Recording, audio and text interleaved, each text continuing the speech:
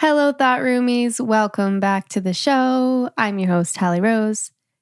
I'm so excited for this episode today. Today, I have my dear friend, Joe Quade, on the podcast. And Joe is such a fun human being. He's a professional party thrower, amongst other things. And he has some of the wildest stories I've ever heard from any human on the planet. He lives his life with such bravery and fierceness, but also has this big, loving, gentle heart. I loved every minute of this conversation. We went into some really, really fun places. And Joe shares some incredible stories about overcoming an intense virus he contracted while he was traveling. He talks about some experiences going to federal prison. He talks about his experience drinking a beer with penguins, amongst other things. And if there's anybody who can teach me about living life playfully, that is Joe Quade. And I think you guys are going to absolutely soak this one up. So without further ado, please step into the thought room with me and my friend, Joe Quade.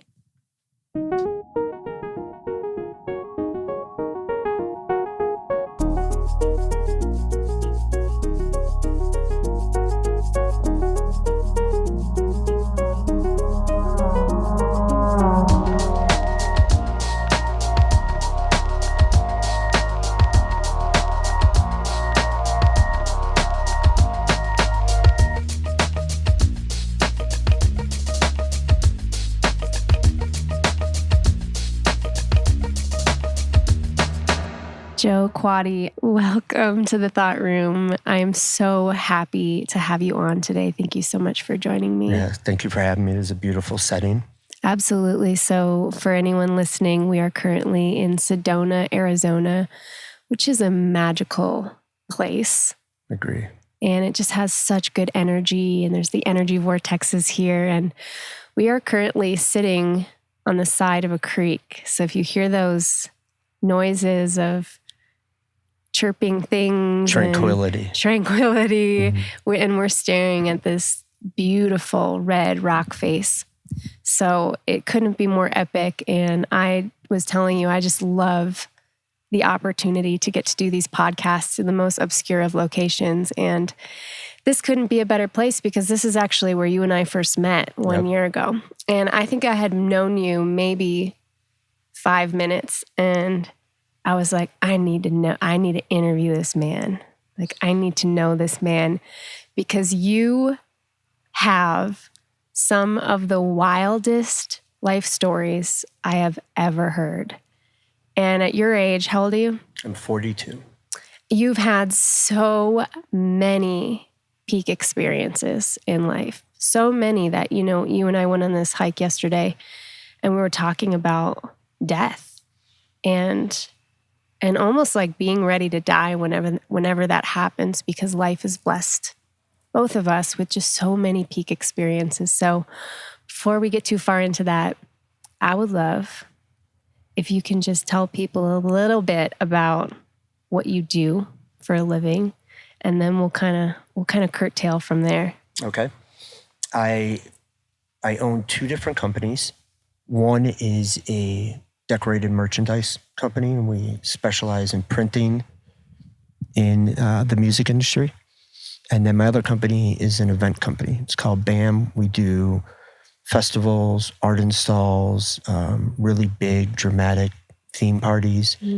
So over the years, I've done a full range of art. I started with fine arts and went into illustration, graphic design, web design, clothing design, and now I'm doing a lot of like large events, art installations, bringing people together. So I've done art since I was a little kid, and it's just kind of morphed into where I was at in life, or who I met, or what felt right. And one of the things that has always been consistent since I was a little kid, it seems to be that there's a point where people stop playing. They you're told to grow up, you're told to not act like a kid, whether that's high school or get out of college and get a job. I never really did that. Like I'm successful, but I never stopped playing.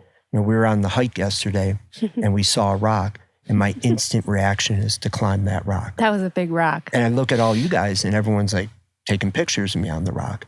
And it made me wonder, like, when did we stop climbing stuff?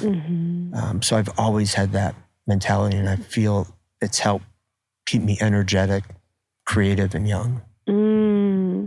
I love that, that idea of just staying connected with that inner child. And it reminds me of something else.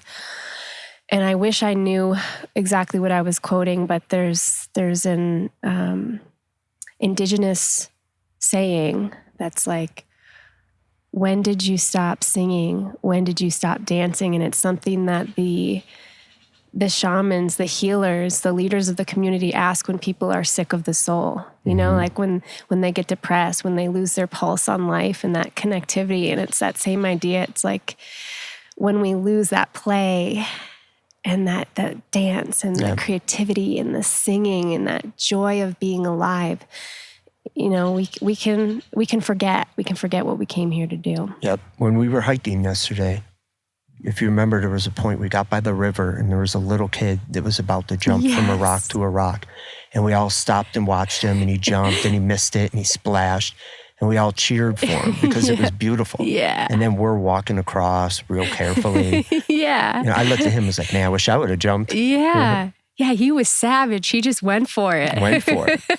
And it makes you wonder when, I know we start to do things a little safer, but when do we start to lose that? When do we lose that play? When do we lose that thought of climbing everything?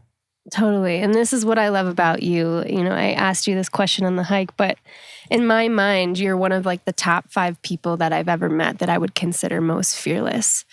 And, you know, just to tell a little short aside, our friend Christian was describing the first time he met you. And he was like, yeah, so this guy Joe, you know, were you guys on a boat or something? We were on a boat, yeah. Yeah, he's like, yeah, we were on a boat. And this guy just comes out with a pineapple and a machete. Out of a briefcase. Out of a briefcase. Like, this is the type of person that you are. You're just so full of life, and you just kind of astonish people with your boldness all the time. And on this hike, I asked you, I was like, you know, what are you afraid of? And I would love to go into that a little bit, because I think, and I asked, like, are you afraid of anything? Are you afraid of anything? And I think fear would be a really great place for us to, you know, kind of head off this conversation. I don't know. I don't think there is a fear. Like me and you talked about, I don't follow conspiracy theories. I think fear I would put in that same basket where I'm not going to focus on something. If I focus on it all the time, I'm going to have a fear. But if I don't, there is no fear. Right. So I don't sit around and think, oh, you know, I'm scared of heights, or I'm scared of being lonely. I just don't process those things, because if I have a fear of something, I'm going to put the work into getting rid of that fear. And I think a lot of that comes from play and being creative. If you really want to be creative, you can't have any fear. I'm sure if I really dig deep, I can come up with something, but there is no overall arching thing that I think about on a daily or weekly basis where I'm like, oh, I'm really scared of that. Especially as I age in life and I get wiser, hopefully get wiser. I have every tool at my resource to conquer those fears. Totally. So I don't believe that I have any at the moment. I'm sure one might pop up later in life. Maybe I had them when I was young and I battled through them. But at the moment, I would say I'm fearless, but not in the reckless sort of way. It's just, you know, when we're walking and I see a rock and I climb it, it's adventure. It's testing my body out. Can I physically do it? I'm a very physical person, so I want to make sure that I always do that, but it keeps my mind young and going. Instead of stopping and staring at the rock, I climb the rock. I love that. And I love this idea of fear as the ultimate conspiracy. Yeah. It's like, yeah, it's just a story. And so I heard you say, maybe I had some fears, but I battled through it. And I'm thinking, this is incredibly valuable information for anyone listening who, I would say, like most people, myself included, have a variety of fears. And so if you can unpack that for us a little bit and take us through the process of what it looks like to lean into fear and battle through it. Well, I can use the example of one of my companies. It's an event company. And I've been in nightlife entertainment since I got out of college. And as I started to build the company, there were people that would tell me, like, when are you going to grow up? When are you going to get a real job? I get body painted. I'm in character. I'm blowing fire. I'm climbing art installations. And the opposite happened. Like, it went from a hobby and it got bigger and it got bigger. And I became the creative director of festivals. And there just one day that became the point of there was no more fear. I was comfortable knowing that I'm really good at what I'm doing. I'm bringing joy and entertainment to thousands of people. And that fear got washed away. Anytime where I didn't believe in myself or someone's words were like, get a real job. Now I'm like, I do have a real job. And my job makes me purely happy. I know a lot of people who are in a job and maybe they enjoy the payment or they're comfortable, but more and more each year I see people leaving their job and doing a hobby because the hobby makes them happy. I'm not like that anymore. Every moment I do of work is enjoyment. It's a hobby now. So I managed to, there's a quote by Hunter Thompson. He's one of my main influences. If you're going to be crazy, you have to get paid for it. And that's what I did. I found a way to get paid to be crazy, to play. That's so beautiful. I have been trying to infuse my life with play as well. And it's funny that we have to like try to play. Because there's so much force in the past to not do it. Like you go and you dress up and you go to a party, you're a weirdo, or focus on your job, and everything got so rigid. But I think we're going back quickly to playing, especially with COVID right now. I've seen so many people who are not happy with their career, and now they're flipping over. They're focusing on their hobby, or they're going back to play. You see it when we have our group together. It's a bunch of kids. It's beautiful. Yeah. So for anyone listening that is thinking, okay, there's almost zero play in my life. Everything feels really serious. I'm just punching the clock of my job. I'm trying to manage my family or my relationship. I don't even have time for play. What would be your prescription for play, and how could people very tangibly insert some things into their lives to just explore this concept of play in a way that feels accessible? First and foremost, you can't let work take over. And that's what a majority of us do. You have to pick out your time for play, for physical. If you have a family, focus on that. If you're in a relationship, if you're not putting the time into those, it's just never going to work. You're going to get in that routine of you're working hard, more, and you may love your job, but it never ends, and it goes and it goes and it goes, and a year passes and you didn't do any of those things. I know how I am at times when my workflow is really heavy. I don't go to the gym, or I don't work out, or I don't do my yoga, or I don't ride a bike, or I stop hanging out with friends. So I try to put things in place to force me into those moments. And right now, during this COVID quarantine, it's really highlighted that. And it's helped me dive back in. But find out what your play is. That might be with your family, your kids, your lover, or it's travel. Put those escapes in place and treat them the same way you do a work assignment. Like when you have a work assignment, it's like everything stops and you get that thing done. Or you ever pack your bags late for the airport? Yeah. It's like, wow, the shit you get done in those 2 hours before the airport. Yeah. Treat play like that, whatever your play may be. Mm-hmm. It may be physical, it may be something with your lover, your kids, travel, but never cut that out. Put that at the same regard you do your workflow. I love that. And now I'm thinking about children and I'm thinking about play and its connection to intuition, right? And I think we, as adults, we kind of make things a little difficult for ourselves. And we still, even in the act of play, can often put ourselves into a rigid box. But I think about kids, say playing with blocks, and they're not like, okay, now I'm playing with blocks. And then in 30 minutes, I'm going to switch to something else. They sit down, they're present with what's in front of them. They allow the unfolding, they allow the building up and the tumbling down. And then when they're done with it, they move on. They don't think about, I'm bad for not wanting to play with these blocks longer or whatever. And so one of the things that I've done before, this was actually suggested by another friend in this, mastermind group, Aubrey Marcus's Fit for Service program. A friend of ours, Samantha, suggested people wanting to cultivate their intuition, take an entire day, block off the day, and from the moment you wake up, you are following every intuitive whispering. This is not what your mind tells you should do. It's the heart. It's that soul feeling. Down from like, what do I want to eat for breakfast? Feel into it.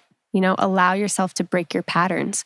Do I want to go for a walk next? Check in with yourself. Yes, no. How does it feel? How does it feel inside your body? And what do you really want to do right now? What do you really want to do? And I feel like that's so rare. We never give ourselves permission to just follow the impulse of what's next in each successive now moment and allow for this sort of delicious, creative, beautiful experience of play. Yeah, we're so overstimulated. Everything is an app or a notification. And the way you said that is beautiful. Pick out a time and do it. Maybe it's a half hour every morning. Maybe it's an entire day. But set yourself up for success. Like, don't put your phone by you. The things that set you off or trigger you, just don't do them. Don't turn on the news. I don't turn on the news ever, really, but put all the things away that would normally trigger you. If I have my phone by me and notifications are going off, I'm never going to fully play. I love when we're hiking and we don't get any service. The only thing that phone is now is a camera. Use that, like force yourself into a successful play mindset. Totally. So a long time ago, when we were sitting in front of a fire a year ago in Sedona, and I can't remember because it's been so long now, but I remember you talking about spending some time on a boat. You had some crazy stories about boating or fishing, or I'm not sure. You have a lot of peak experiences, right? And so that's one thing that today I would love to touch on with you. And I don't know if you have any favorite stories that, as I'm saying this, are bubbling up to the surface that you'd be willing to share with us today. I do, but let me give you a description of why everything becomes a story for me. It started when my first day of high school. My dad was driving me to school and he was nervous. His kid was going to high school. I was shitting my pants, and we pull up and he goes, I know you didn't listen to a word I just said. I go to say something. He's like, no. And I didn't. I didn't listen to a word he said. I was so nervous. He goes, when you get out of this car, you're going to walk in those doors. You're going to blink and this is all going to be over. And my dad had a baseball scholarship. He was going to go play for the Reds and he didn't because he had me. So I remember getting out of that car. I stopped and I turned and he's like, enjoy every moment of this while you can. So it was his knowledge of telling me, like, he wished he would have did this or whatever. So from that moment, that's exactly how I lived. I try to enjoy every moment. And when me and you were talking, if there's ever a sign of death, or let's say, for example, COVID gets me and I'm on my deathbed, I'm going to be smiling. I'm going to have you guys sneak me in some mushrooms, give me some more of the IV drip because I'm comfortable knowing that I've lived an outstanding life. And it's only, everything from this point is a bonus. It's going to get better. And that there's such a peace of mind knowing that. I get thrown off course every now and then, but I'm better now at putting myself back on track. I would never want to put my mental state, thinking I'm not happy. If I were to die, I would be scared. Of course, I don't want to, but if it happens now, 20 years from now, whenever, I want to be comfortable knowing that I've lived a good life. So I've always lived by that. And I've always said, if you do something and it's not worth telling a story, like, did you really do it? And I know we're all different. Some people are more silent, but I've tried to truly turn everything into a story. Maybe not for people, but for myself. So when we're walking a trail and everyone takes a picture of a rock, my mentality is built, can I climb that rock? Will it be fun to climb that rock? Can I test out my physical features to climb that rock? And mentally, it made me happy that I went up the rock. So those are things that I got ingrained at a young age, surprisingly, and they've always stuck with me. And then as far as a story, I make sure I'm a very visual person. And I know there's things that throw us off every day. So I put bits and pieces throughout my life that will force me into remembering things. The dorkiest thing I do is I collect magnets because I've been to 74 countries or something. Wow. So it's about the only thing I can fit in my house at this point. But I know every day I'm going to walk up to my refrigerator and I'm going to open that fridge. And I pause and I look at a magnet. And that little $2 piece will remind me of a person, of a moment, of a beautiful spot in the world. So it's a trigger point throughout my day. And then I have certain stories where if I'm in a really bad mood, if something happens, I go back to that story. One of them is I was privileged enough to go to Antarctica. And I make these life to-do lists. And they get a little crazy at times. And one was to drink a beer with a penguin. And I brought a penguin onesie and I put it under my dry suit. And when we got to shore in Antarctica, I took the dry suit off. I had a Budweiser and a onesie, and I sat with thousands of penguins and I drank a beer. It's a pure enjoyment moment for me. I'm probably the only person in the world who's ever done that. And there's so many layers to that story. I'm successful enough. I put enough work in where I can afford to go there. I'm privileged enough to know people who put the trip together for me, and that I'm happy enough where I can add such a layer of fun to it. So there's not a thing that would happen in my life where I can't think of that story and it'll ground me a little bit. That is a beautiful story. I love that so much. That's so much fun. And that's such a great capture of how I see your essence and your personality. And you're also so caring. You're so giving. And it's just such a joy to be your friend and to watch you. You know, we were at a gathering the other night and you were like roasting sweet pineapple in the oven and then sprinkling it with cinnamon, and you were just like this little pineapple fairy around the party, just bringing everybody these, you know, sweet little refreshments, and it's magical, and I really respect that, and that makes such a difference. If we're talking about experiences and curating peak experiences for other people, the lights, the music, sounds, the smells, tastes. It's one of those things that I think people don't really realize how much that makes a difference until they're in it, and somebody else who knows how the vibe is supposed to be has all those details on lock. And I see that in you. And I think that's what really makes you so incredible at what you do. For me, it's the ultimate pleasure to make someone happy. It could be from a small thing like handing out cooked pineapples with sugar on them like we were, but to larger scale, to events. to do something that leads to happiness for other people, to me, it's the ultimate pleasure. Tell me about one of the wildest events. Oh, no. I know you've done some crazy ones, but tell me one that's like over the top, just out of control crazy. Every Halloween party we do a range of them, but there's always one signature event. And we usually pick themes that we all grew up with, whether it's Disney or superheroes or something. And then we throw a twist on that. Like there's always some sort of battle. There's always some sort of chaos to it. And every Halloween is the pinnacle. We threw our first event 10 years ago on Halloween. It's the ultimate release. Like we're in our fit for service, and we're always talking about plant medicines and ceremonies and rituals. My ritual is just pure chaos and excitement.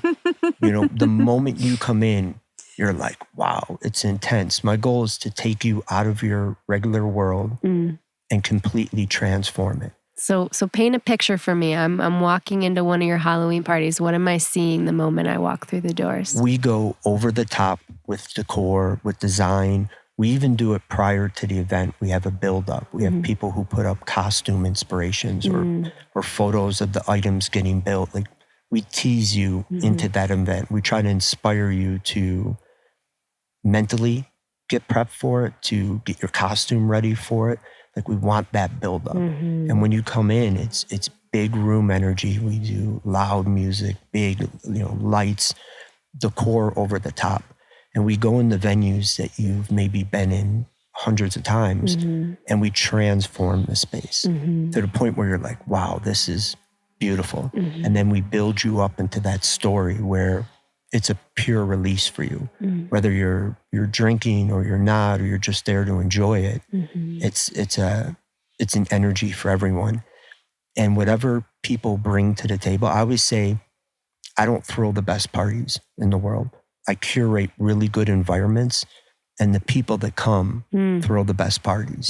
Someone will come up to me and be like, you throw the best parties. I'm like, no, you throw the best party. Yeah. We just help you curate it. We're really good curators. But if you don't build up that intention, and this can be with anything in life, it doesn't need to be a party.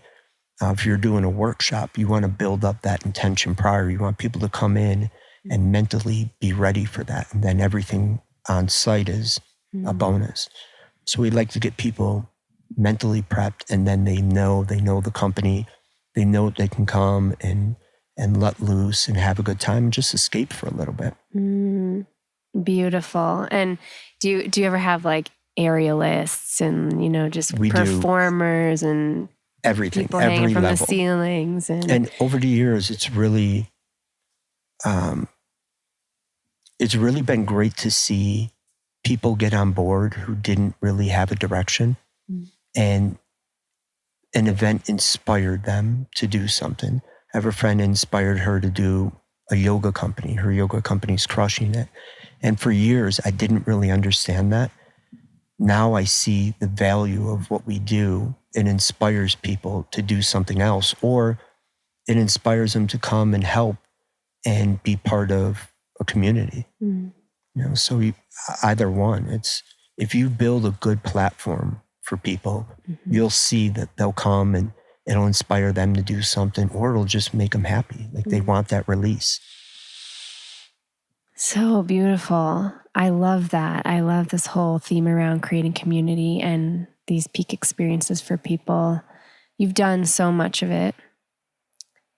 If you had to titrate what you've learned down to a couple golden nuggets of wisdom about, maybe how to shift energy within spaces, how to be tuned in to other people, how to create safety, what advice can you give the rest of us? I'd say first and foremost, work on your own energy. When I first started doing events, I was always high strung. I was never happy with the work. I had such a short fuse of happiness. I mean, during a beautiful event, I would be looking at something going, I should have did this better. I should have did this better. Be happy with what you did, and be there, be present for your guest. I've done this in the past where I just wasn't present. And same thing with my staff, my performers, my friends. You have to show that energy to people the same way you did into your design or the build out or whatever. And this goes with, I think, any sort of job or workshop or coaching. You have to be mentally ready to do it. If your energy isn't there or it's swaying somewhere else, or if I know I could have built it a little bit better, I'll work on that after the event. When that event starts, I need to give everything to the people attending. I love this. And I want to go deeper into this idea of the presence process, because some people will hear this and will listen and go, yeah, okay, yeah, I need to get my energy right. What does that mean, right? Like, how do I get present? And I was sitting with another friend of ours, Sam, the other night in our house that we rented, and we were talking about this. He's a podcaster as well, and I was talking about specifically male and female dynamics and how to get present with someone of the opposite sex. And he was like, yeah, what does that look like? Like, how do I get present? And I said, look the person in the eyes, look the person in the eyes, slow everything down. Ask yourself, am I telling this story for me or for them? Am I saying this thing because I need something from them, or I'm trying to impress them? Are they distracted? Are they looking away because they want to escape the conversation? Am I talking too quickly? And sometimes, particularly, I think men struggle with this more than women, perhaps. I don't think that's unfair to say, but it's this kind of quick, intelligent, laconic speech, and there's so many ideas and concepts. And always a speech. Yeah. And it's beautiful because that's how men, it's like that sharing of information, that intellect. And sometimes, what I was sharing with Sam is connecting with your feminine side is really about settling down into the heart. And it might not be about saying the most impressive thing. It might be about saying the thing that you really feel, that feels a little vulnerable, or telling a story that might not make you look so good at first, you think. But of course, the trick is when we open ourselves up, it always ends up bringing us closer. But my question to you is, what have you learned about the presence process, and how can people practically, have some tips to kind of apply that to their lives? I think this is something I'm still working on, and I think I always will. But what has helped currently is doing things in stages and shutting some of those stages off. If I let stage A dip into the middle of an event, I'm never truly going to be happy. I'm never truly going to be fully engaged with my friends, my crowd, with the performances.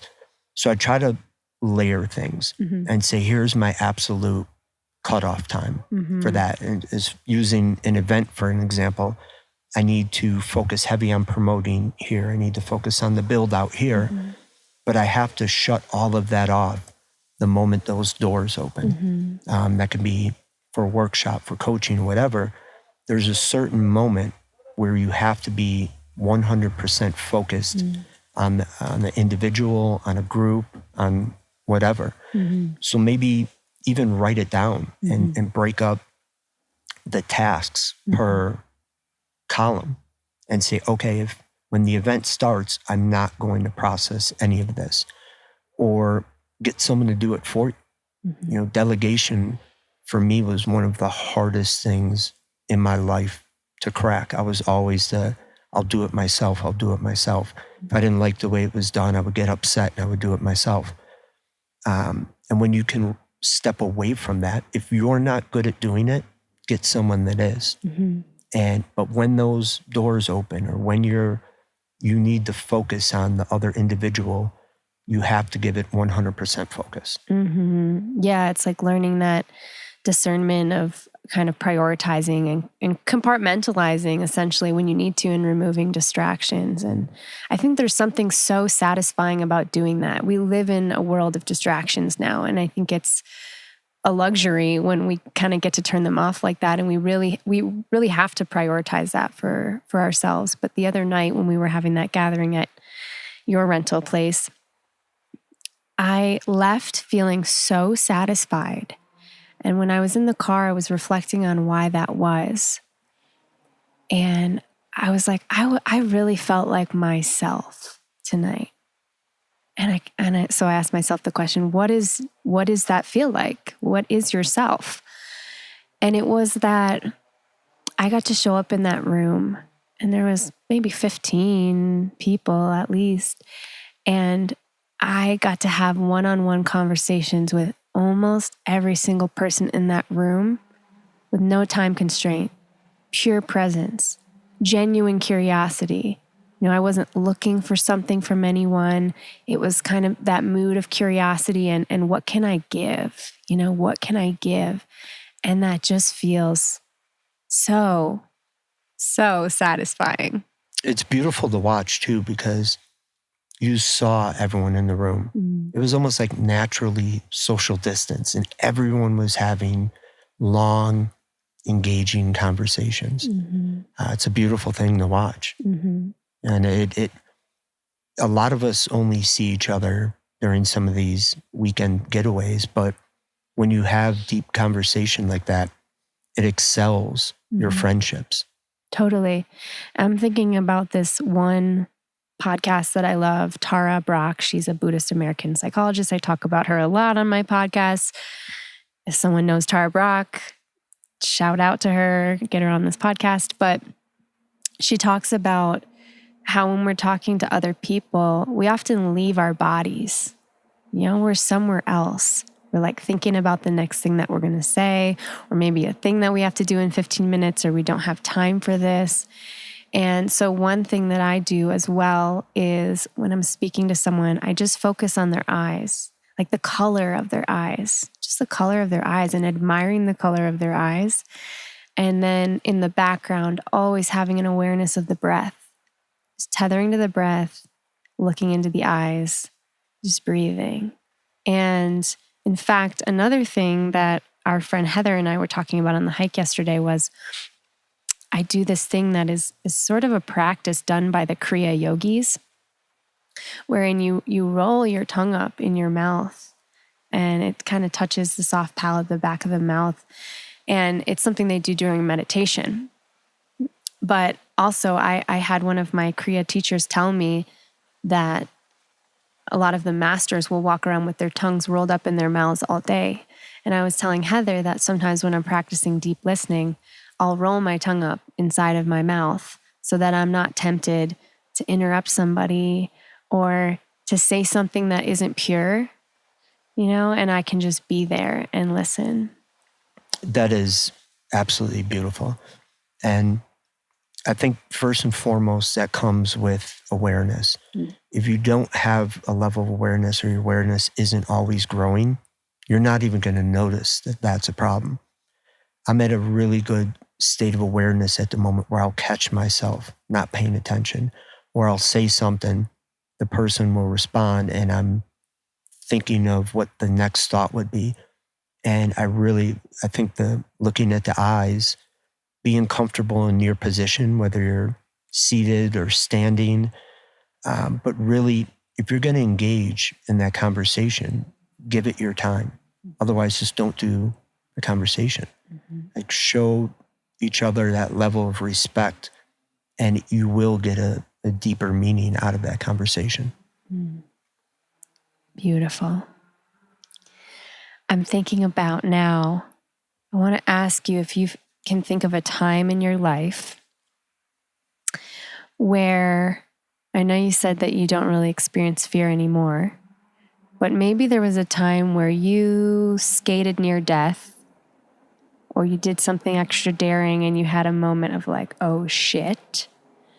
And if you can think of a memory like that really comes to mind and talk about that experience, I would love that. I've had a few, unfortunately. One, I believe it was 2008. I went over to Thailand and Cambodia. And at the end of the trip, I was on the plane and my body was getting really sore, uncomfortably sore. I got back home. I was supposed to work that night and I called off, and I never called off work. I went to bed and I woke up in the middle of the night in brutal pain. I couldn't walk. It felt like all of my joints were on fire. My roommate at the time, a female, she had to carry me to the car, went to the emergency room. They put me on a morphine drip for 6 days. And it was nuts. I lost like 38 pounds in the week I was in the hospital. They knew I came from overseas, so they transferred me to a CDC room, sent my blood to Atlanta. Atlanta couldn't figure out what it was, so they sent it over to Malaysia. And every day something was going wrong. My body was attacking its white blood cells. My lungs collapsed. I had to relearn how to breathe. I had to walk again. And I got a uncategorized virus. I was one of the first documented people to have that virus. And I sat in that bed and I'm like, this is it. I'm fucked. But even at that moment, I was still happy. Like I knew I was kind of a little smart ass at the time, but there was never an overall fear. I knew I was going to get through it. I disagreed with the doctors. I wouldn't take the crazy pain meds they were giving me because I knew it was obliterating my body. How did you know that? You can feel it. Like if you've ever had an injury and you go to a modern hospital, they're always going to give you a pill. If I go in and I'm saying I'm having sinus problems, we're not going to talk about a natural remedy. We are going to give me a prescription.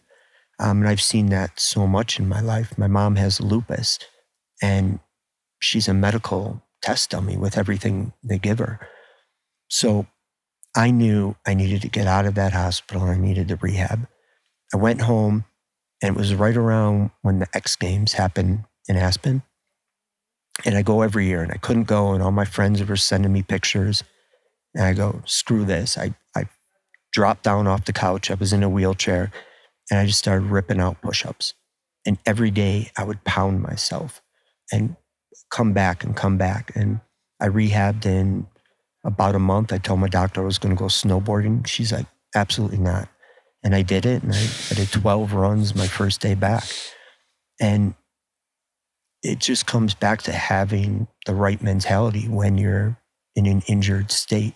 If I would have sat in that hotel room and I would have been sad or I would have thought I was going to die, I know that virus would have accelerated. And now we're seeing it fast forward to now, and we're in the COVID world. And you can either live in fear of it or you can just say it's not going to attack me. I'm a healthy human being. Or if you're not healthy, ramp it up a little bit. But I'm so comfortable in this current world because I've been through a bad virus. I know that my mentality and my overall health helped me get through it. Wow. That's powerful. So I know you said that, you've led a pretty privileged life, but I'm wondering if there were any traumas there for you too, anything that was like deep and formative for you that really imprinted itself on your soul. I would say one thing was watching my mom and dad go through a divorce. I wouldn't say it was trauma because I always thought they would get back together. I think I was in 7th, 8th grade when it happened, so I didn't fully comprehend it. And I just always thought they'd get back together. And then they didn't. So I got to see the process of a divorce, of two people falling out of love, and really the legal battles, like the amount of money they spent, the hatred they had. And that always influenced me when I'm in relationships. I don't ever want that bad blood after it happens because, love is a bitch. But I would never want to go through that process. Totally. On the note of love, we were talking about that yesterday again on the hike as we were walking, and I asked you the question about fear, and you said there really wasn't anything, and you said the closest thing probably is around love, and opening up to love. But this idea that even though it's so scary to open up to over and over again after we get hurt and we go through these experiences and break down and have to learn how to build ourselves up and become whole again. And then we get to that place where it's like, am I going to trust? Am I going to trust again? Can you talk to me about that moment? Because I feel like I am there in my life right now where I'm trying to create that sense of healing and safety and tell my little heart, hey, buddy, it's going to be okay. And it's all right to open up again. Well, I think love is one of the best feelings you can have in the world, but it can also be the most destructive. Anytime I've been in love, I know there's massive highs and massive lows. The highs will always outweigh the lows. I would never want to give up on it, but I know that if I'm going to pour my heart out, I'm going to go all in. And most of the time that doesn't work out for us. To go out and find one person you love out of billions. But I feel if you keep putting the work in and keep bettering yourself, you start to make better choices. Whether you pick out the wrong person or that person picked up whatever route.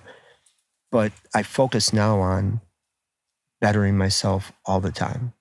And that brings the people that I want into my life, whether it's a relationship or friends or work partners. But I would never give up on it. We have to be strong. We have to understand that it's a beautiful thing and it's the ultimate pain. You know that when you're going through a breakup or whatever, it ripples everything.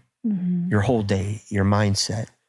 If I'm in a creative mode, it destroys my creative.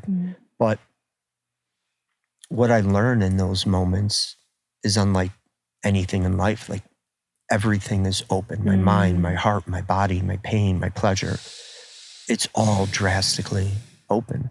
So even though it's brutal, we can't ever say, I don't want to get hurt. You have to want to get hurt and deal with it. And look back at the times that you've done it. I'm sure we've both gone through it a few times. And now I can look back and I can be so thankful of that person.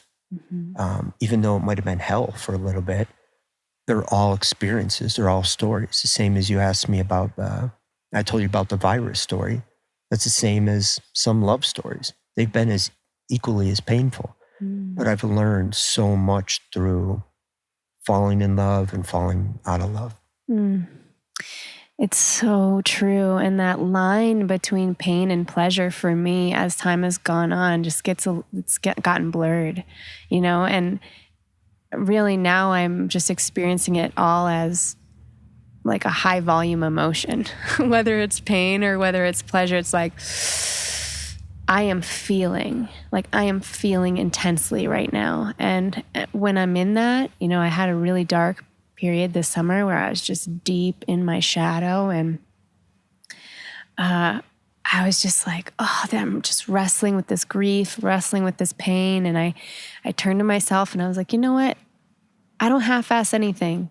So if I'm going to be in pain, I'm going to be in pain. Yeah. Like I'm going to let myself feel it. And this is the juiciness of the depth of pain of the human experience of being alive.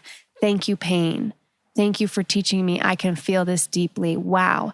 Now I have just, busted the basement out of what I thought my depth of compassion was. Thank you so, so much. And actually the first episode of this podcast, it's actually the only solo podcast I've done so far, but people have been nudging me to do more. But this was a shared experience about a letter I wrote to an ex-lover shortly after doing ayahuasca. And it was basically explaining to him the reasons why I needed to leave. And I so deeply realize what we are talking about right now. And that is that I had been living life with a ceiling, with a cap on what I was willing to feel, what I was willing to experience. So because I didn't want to feel suffering so deeply, I was unwilling to open myself up to love.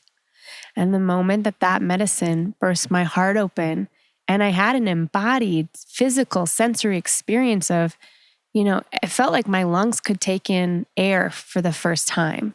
I can't ever describe what it felt like to have my chest cavity opened in the way that it was and my heart chakra cleared out. I was like, oh, this is amazing. I'm so oxygenated. I'm not blocking anything. I wanted to hug everybody. There was just energy flow throughout my whole body. And I was like, all right, this is the moment where I decide I'm never going to block myself off to love ever again. I don't want to half-ass love people. And that's how I'm living now, or trying to live. I'm not perfect, but any friendship, any romantic partner that I invite into my life, even if it's new, I don't want to be squirrely about it. I want to be like, oh, I like you. And I'm like, no, I love you. You are amazing. I love you. I'll tell people I just met, I love this part of you. Yep. Unabashedly. Because you can't part-time love. You cannot part-time love. Because it'll catch up to you. You cannot part-time love. And I've done that so many times where it's rarely a couple breaks up equally. Like there's one person that loves one person more than the other. And selfishly, a majority of my breakups has been, I wasn't into it, but I didn't show that person the proper respect to get out of it. I just was like, whatever. And then it happened to me. And it was brutal. But it helped me understand and go back to the lack of emotion I might have put into a relationship, or I didn't show the proper love to that person. I didn't care about how much they liked me. So the breakup was easy. I was like, well, I'm not interested anymore. We'll part ways, without ever respecting that person's feelings. And until you have it happen to you, you just don't think about it. So now I'm at a point where I'm trying to be more respectful, whether I'm with someone and maybe I don't think it's going to go any further, or vice versa. But getting hurt, quote,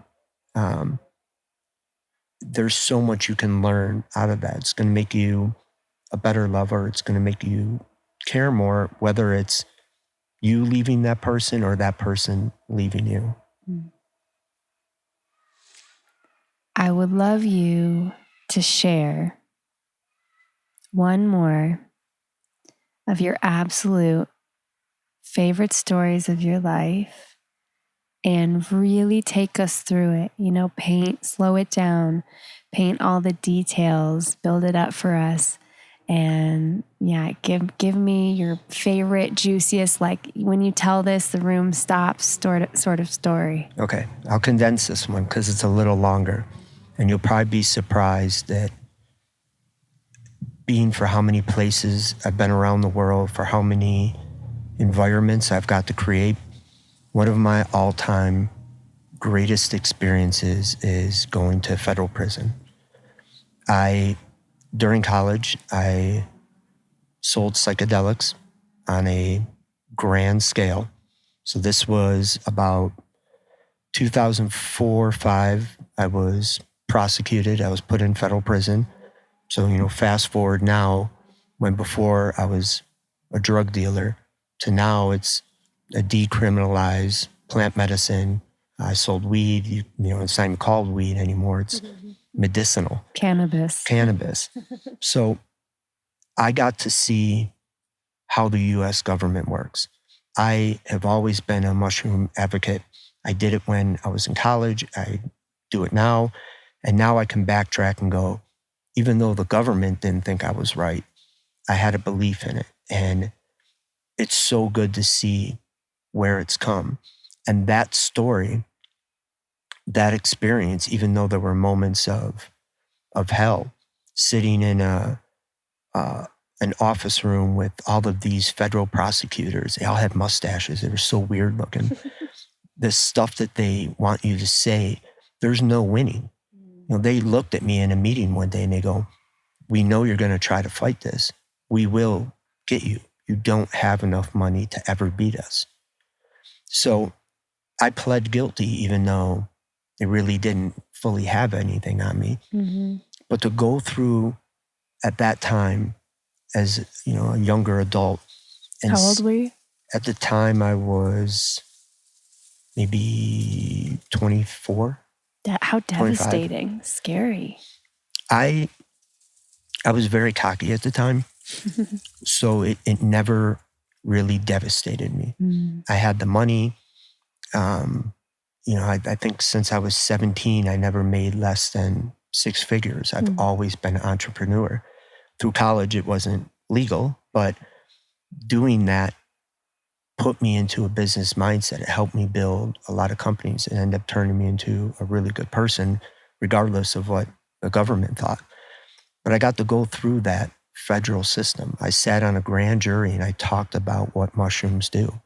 It was a beautiful, surreal experience to see a jury staring at me going, what do you mean you put them on pizza? It was, and to describe them while the judge was staring at me, I put on a show in that courtroom. What did you say? I went all in. Like, do you talk about consciousness or? I remember telling a story and I'm talking about what mushrooms do because the whole courtroom was fascinated, including the judge. So tell me what you said. And the judge, he's like on the edge of his seat. He's like, well, what did they do? Yeah. You could tell he's never done them in his life. If a judge is asking you a question, you're on to something. Yeah. So I go, imagine that juror number 2 is whispering. I can hear him across the room loud and clear. It enhances your colors. It enhances how I listen. It betters my words and my stories. I might see your eyes move up to the top of your head. A polar bear might walk through the room. And I just went all in with it. And obviously, I like to tell stories. Yeah. I got to tell a story in one of the more uncomfortable, surreal, cold places. A place where they want to prosecute you and put you in prison. And then I ended up going to prison. Wow. I did an 8 months sentence. Went to a federal prison in Wisconsin. And at 24? Probably 24, 25. Okay, tell me about that. It was wild. I thought it was going to be a bunch of fighting, so I got jacked over the summer. I had that 3-month window before I got to go in, even though I was prosecuted. And I remember I actually got dropped off at prison by 3 of my girlfriends. And it was so wild to have friends drop you off at prison because I had a nonviolent crime. Yeah. So I was self-surrendering. And I literally walked through the front door of my prison. It was a smaller camp that serviced a maximum security prison. And the whole dynamic of it was wild. There were people in there, and a lot of it was broken up by colors or by minorities. There were people in there. There were a lot of Latinos or blacks in there for weed. 6-year, 8-year, 10-year sentences. Extremely disproportionate numbers. And you got 8 months. I got 8 months for mushrooms because no one really cared about mushrooms. But it was more so, it wasn't about the length of the sentence. It was just the fact that they have you. They take your gun card, they take your passport. I'm now a permanent felon. I have a Class A felony. And the government loves that. On paper, they called it one of the largest hallucinogenic busts in the history of the Midwest. And I remember talking to them in a meeting going, are you guys really this bored?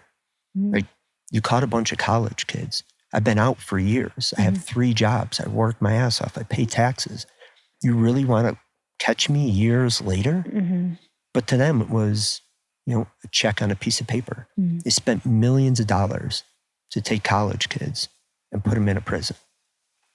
For what? Now, fast forward to 2020, and we're talking about legalizing these same substances. We're finally seeing the benefit. And for me, that couldn't be any more special and groundbreaking. So even though that is a odd story to say it's one of my favorites, there's so much I learned from that process. I learned about the criminal system. I learned what it's like to be in prison, and the smuggling and the guards and the hatred and nice people, mean people, how the government works. Like, you're never really going to win. If they want you, they got you. All because of a couple plants. It was a wild, wild process, but it built me into who I am. At times, I respect the government. I do nothing illegal. I never will anymore. But I will always fight for those plants. I believe in those plants. I hope that one day we'll have 0 people in prison for something like weed or mushrooms, any of that. So I do like where that is going right now. That is so wonderful. I didn't know that about you. Thank you so much for sharing. My last question for you is, I want to go to the end of your life. You're very old, Grandpa Joe Quade, and you're surrounded by your family, your grandkids and your kids. So much love. And you have the opportunity to tell them something in your final moments on your deathbed. What are you going to share with them about your wild ride and how they can continue theirs? Continue to play. Be utterly happy. Take a risk. I tell my little brother, I tell younger people, I don't care what you do. Just do it. If you wake up tomorrow and you want to be a chef, go do it. I don't care if you fail and fail and fail and fail. It's just a simple word. You're not failing. You're doing, you're growing, you're learning. If, I see the younger generation like, so I got to do this. I got to do it by the time I'm 24. Who cares? Just do it. If you don't like it, go do something else. But you have to do it. If you don't do it or you just think about it, it's never going to happen. You'll stick with that negative thought or that job you don't like or that relationship you don't like. Do it. Take a break from a relationship. Try another job. Turn that hobby into a career. Because you're going to learn either it's a good decision or you hated it. Or, best case scenario, you love it. Just, I hate that Nike quote, but just do it. Go out and do it. That would be my advice. If I'm laying in that bed and, I'm throwing poop around the room, I would ask, what are you doing? Like, what do you want? Go do it. Are you doing it right now? If you ask someone what they want to do and they're not doing it, it's like, right. Duh, why not? Right. And then someone always has an excuse. There's always an excuse. Rarely do you meet someone they're like, I'm doing exactly what I want to be doing. It's refreshing when you do, but most people will answer that with something that they're not doing or they're not putting the time into it. And it's kind of just a simple, go do it. Like, put your guard down, don't be scared, and do it. You have nothing to lose. You have the chance of utter happiness or simple awareness going, you know what? I want to play the guitar, but I'm terrible at it. So I'm going to go try something else. But it's going to be refreshing knowing that you put the effort into it. Maybe you love it, maybe you hate it, and then you move on. Joe, thank you so much. Thank you for having me in this beautiful setting. Oh, yeah, it's been great. There's been leaves just like majestically, rain falling down in our head and the wind. And it's just such a pleasure to be here with you. I've been wanting to do this interview with you for a while. Thank you for sharing your wisdom. I'd like to know where we can send people who would like to connect with you, be it on Instagram or on your website. Instagram's always the best. It's Quade, QUADE_ BAM, BAM. But that'll lead to everything else. Thank you so much. Thank you for having me.